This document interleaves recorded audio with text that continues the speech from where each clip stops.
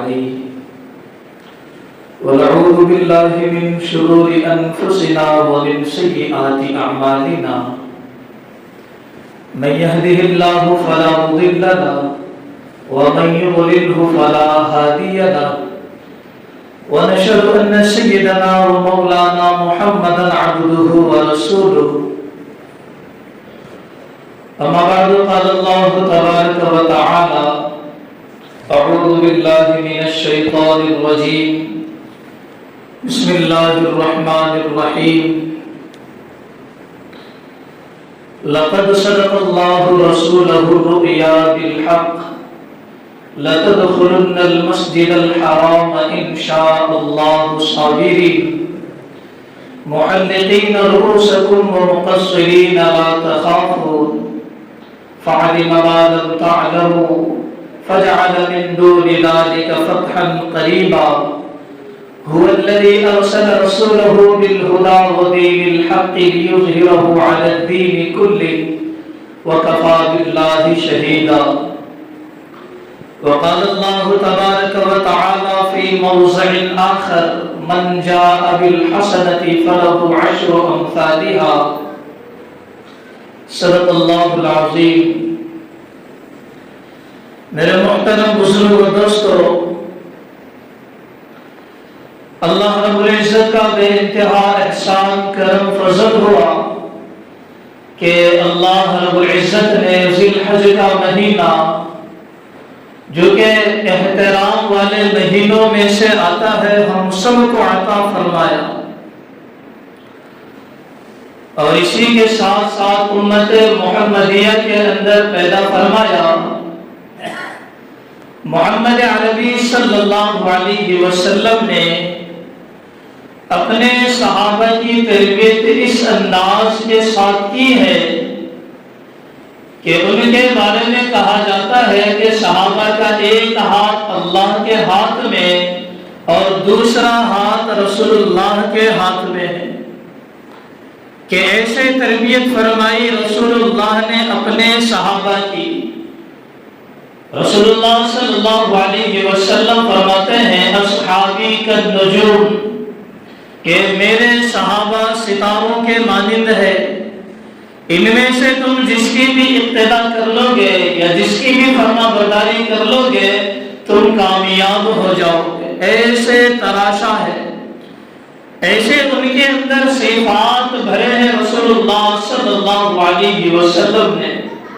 بڑے بڑے صفات کے حامل تھے، بڑے سخی تھے، بردبار تھے، حوصلے والے تھے، ہمت والے تھے ہمارے صحابہ۔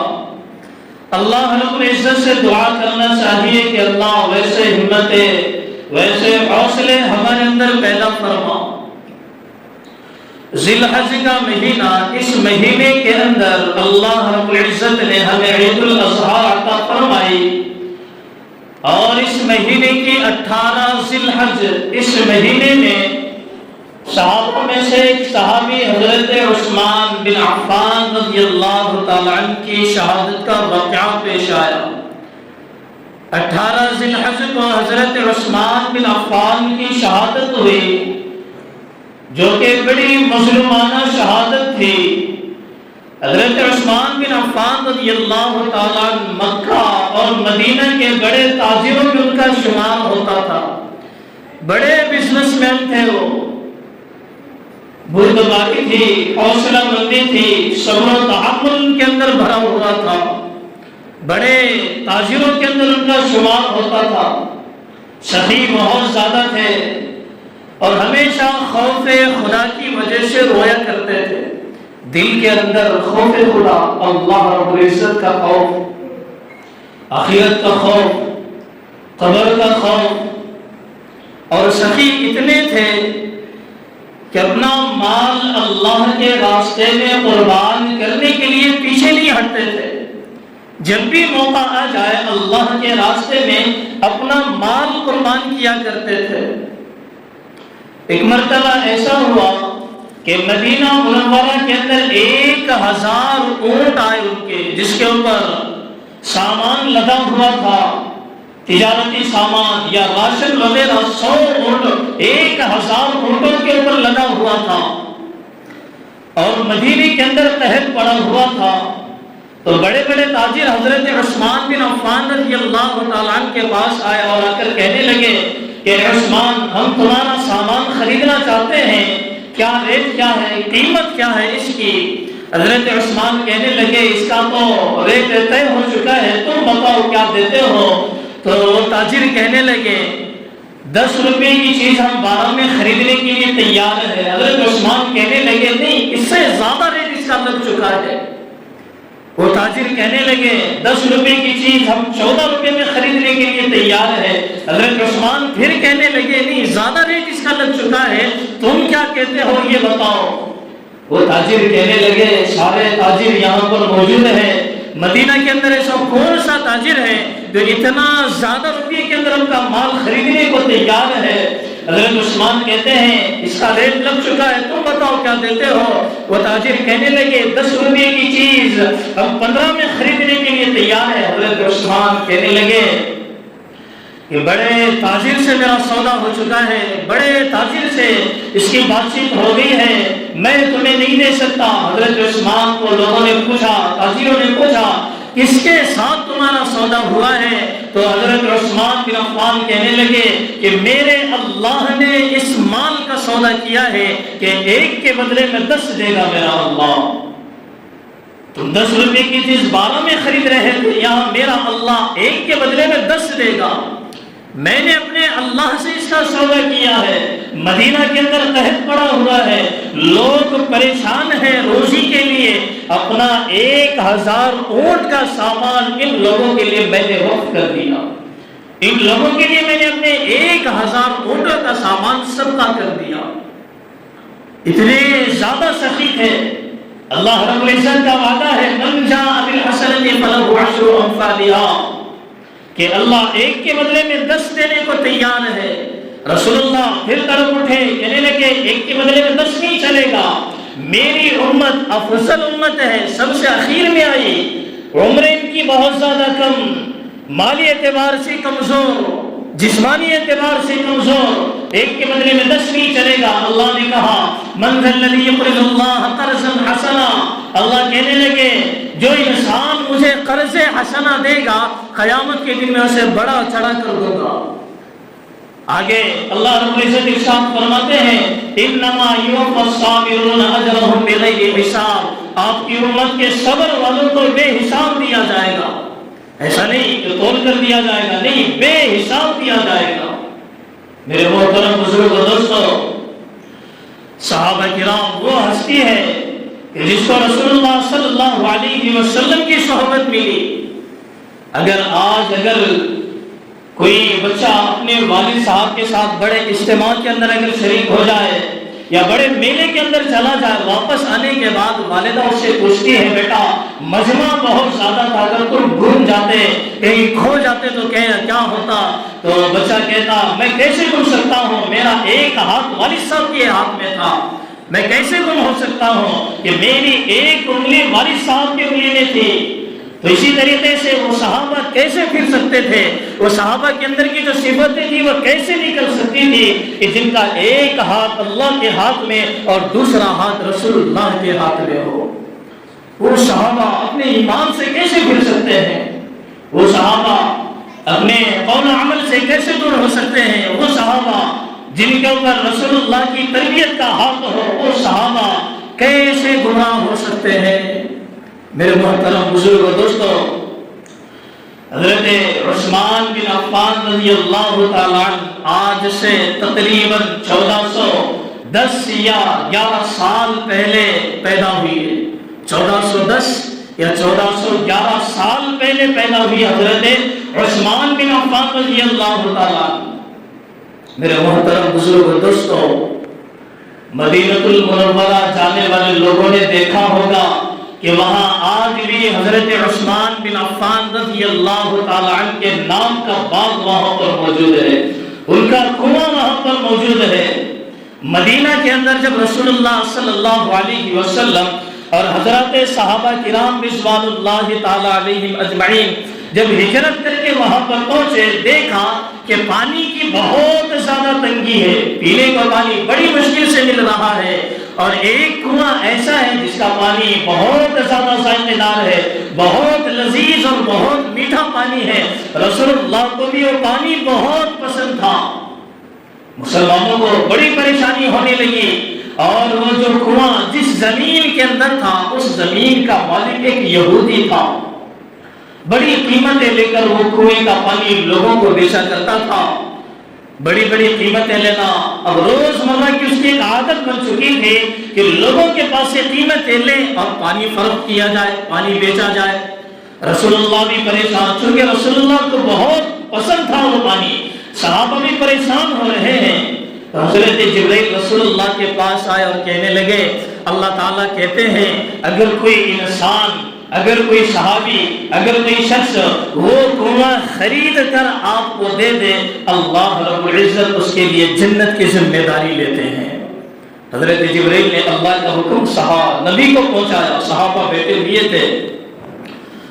رسول اللہ نے صحابہ سے کہا ایسا ایسا، جبرائیل مجھے آ کر اس نے بتلایا کہ اللہ کا فرمان ہے جو یہ کنواں خرید کر میرے حوالے کرے گا اللہ رب العزت جنت کی ذمہ داری لیتے ہیں اس کے لیے۔ تو مجمع کے اندر حضرت عثمان بھی بیٹھے ہوئے تھے، چونکہ حضرت عثمان بڑے تاجروں میں، بڑے بزنس مین کے اندر ان کا شمار ہوتا تھا ان کا۔ تو چونکہ دل کے اندر خیال آیا ہوگا کہ میرے لیے شاید یہ آفر ہوگا یا نہیں ہوگا، تو حضرت عثمان بیٹھے ہوئے تھے، کہنے لگے اللہ کے رسول کیا میرے لیے بھی یہ آفر ہے، کیا میرے لیے بھی یہی وعدہ ہے؟ رسول اللہ کہنے لگے ہاں آپ کے لیے بھی یہی وعدہ ہے۔ حضرت عثمان اٹھے، اس یہودی کے پاس پہنچے، یہودی بھی بڑا ہوشیار تھا، سمجھ گیا کہ رسول اللہ نے جس کی تائید کی ہو، جس کنویں کی، اور اتنا بڑا تاجر میرے پاس چل کر آ رہا ہے، کوئی نہ کوئی بات ہوگی۔ تو یہودی کہنے لگا، حضرت عثمان نے ان سے جا کے پوچھا کیا کنواں بیچتے ہو؟ حضرت وہ یہودی کہنے لگا، پہلے تو بہانے بازی کرنے لگا کہ مجھے بیچنا نہیں ہے۔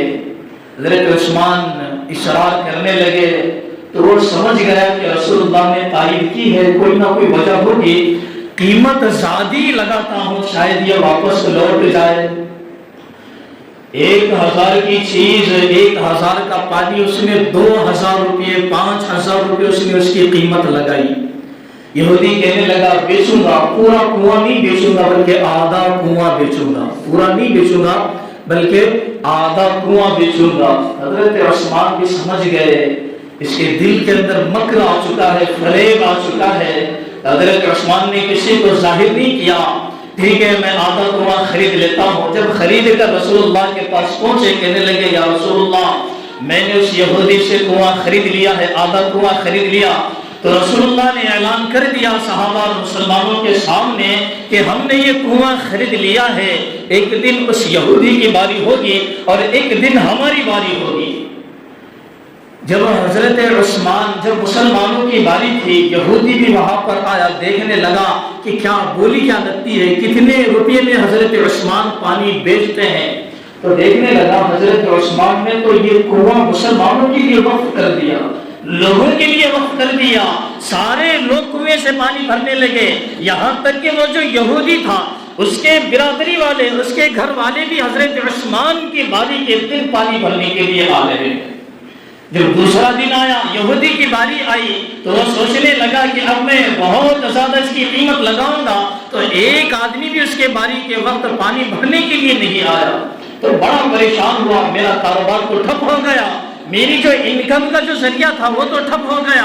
اب حضرت عثمان کے پاس آتا ہے، کہتا ہے کہ میں پورا کنواں بیچنے کے لیے تیار ہوں۔ اب آیا وہ بولتے نا اونٹ پہاڑ کے نیچے آ گیا، اب آ کر کہنے لگا کہ میں اب پورا کنواں بیچنے کے لیے تیار ہوں۔ حضرت عثمان بھی سمجھ گئے، پہلے تو یہ مکر و فریب کرنے پر اتر آیا تھا، اب یہ پورا کنواں بیچنے کے لیے تیار ہے۔ حضرت عثمان نے شرط لگائی، خریدوں گا کنویں کے ساتھ آزو بازو جو تیرا باغ ہے وہ باغ بھی خریدوں گا۔ حضرت عثمان کی یہ خواہش تھی، جس کنویں کو رسول اللہ نے پسند فرمایا تھا اس کنویں کے آس پاس اس بدبخت یہودی کی نگاہ بھی نہ پڑے۔ حضرت عثمان نے کنویں کے ساتھ ساتھ اس کے اطراف جتنے اس کے باغات تھے وہ سارے باغ خرید کے رسول اللہ کے قدموں کے اندر ڈال دیے. اتنے زیادہ سخی حضرت عثمان بن عفان رضی اللہ تعالیٰ. مدینہ منورہ جانے والے حضرات دیکھ سکتے ہیں آج بھی وہ کنواں موجود ہے، بیر روما کے نام سے وہ کنواں ہے، اس کے اطراف باغ بھی لگے ہوئے ہیں اور اس کا جو بل نکلتا ہے وہ بھی حضرت عثمان بن عفان رضی اللہ تعالیٰ کے نام سے نکلتا ہے. آج بھی وہ موجود ہے اور اس سے انکم ہونے والی غریبوں کے اندر تقسیم کی جاتی ہے، غریبوں کی فائدے کے اندر اسے لگایا جاتا ہے.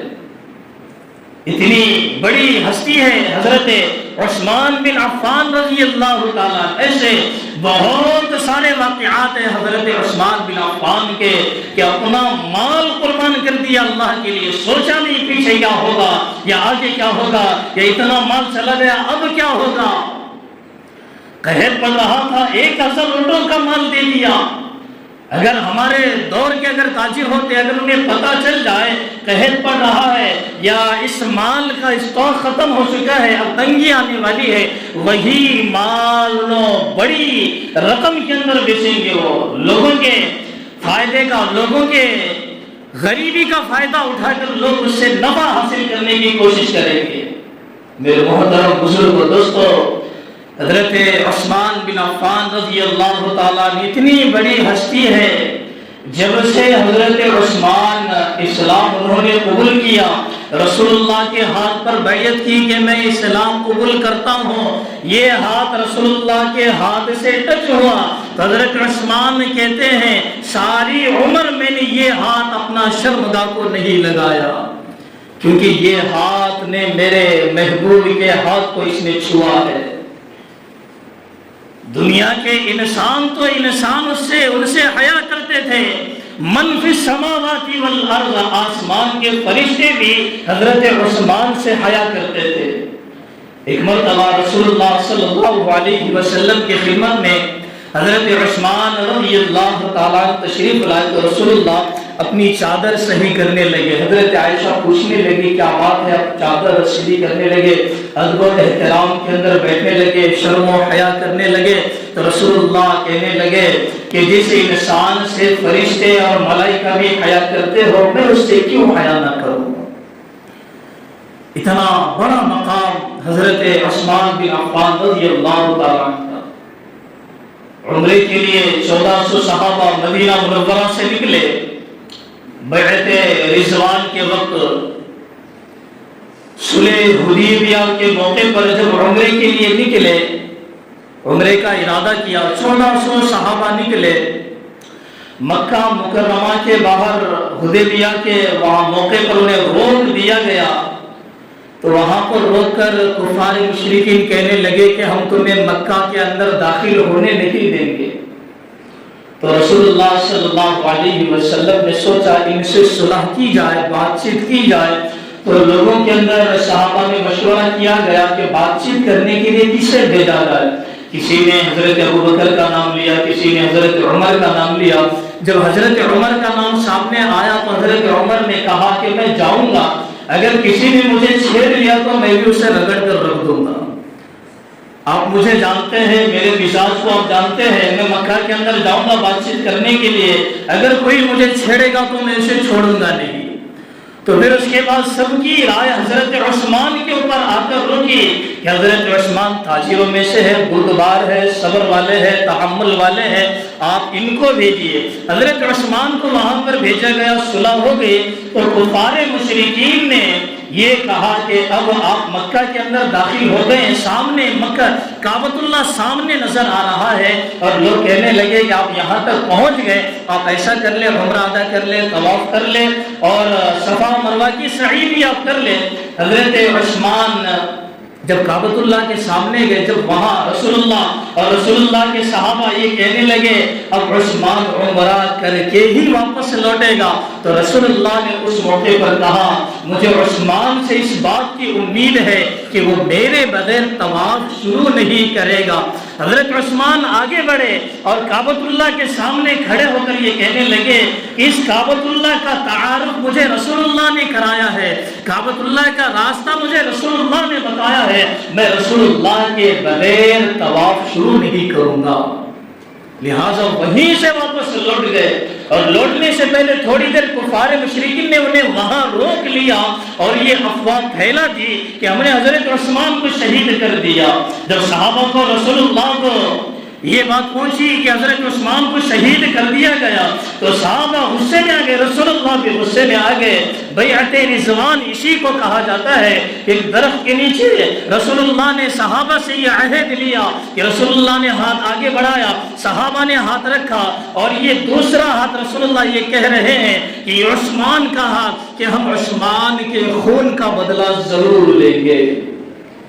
اپنے ہاتھ کو حضرت عثمان کے ہاتھ سے تشبیہ دی ہے۔ رسول اللہ صلی اللہ علیہ وسلم نے اپنا ہاتھ رکھا، پھر صحابہ نے ہاتھ رکھا، پھر رسول اللہ نے اپنے ہاتھ کو حضرت عثمان کے ہاتھ سے تشبیہ دی اور یہ کہنے لگے کہ عثمان کا ہاتھ ہے کہ ہم یہ وعدہ کرتے ہیں، یہ بیعت لیتے ہیں کہ ہم عثمان کے خون کا بدلہ ضرور لیں گے۔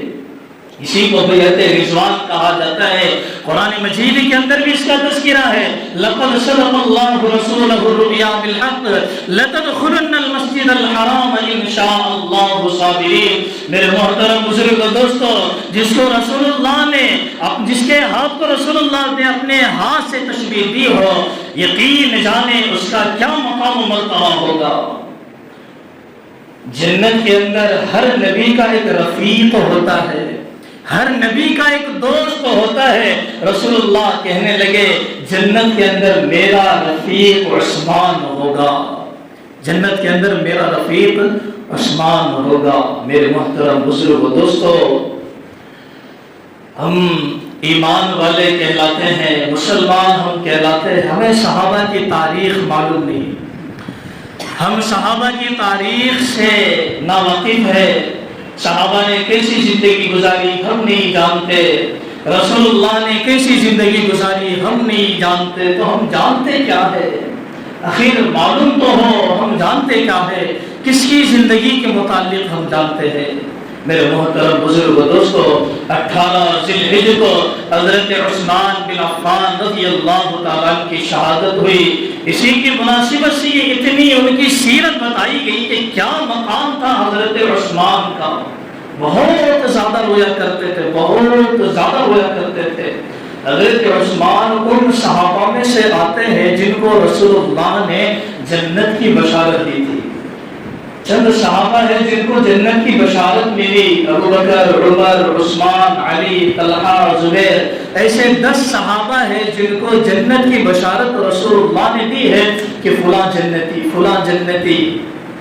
جب ایک جنگ کے موقع پر رسول اللہ نے کہا کہ ہمیں گھوڑے اور سامان کی ضرورت ہے، حضرت عثمان نے کہا کہ 100 اونٹ میری طرف سے ماں زرع و سامان کے، پھر اعلان ہوا، پھر کہا 100 اونٹ میری طرف سے ماں زرع و سامان کے۔ 3 مرتبہ حضرت عثمان نے کہا۔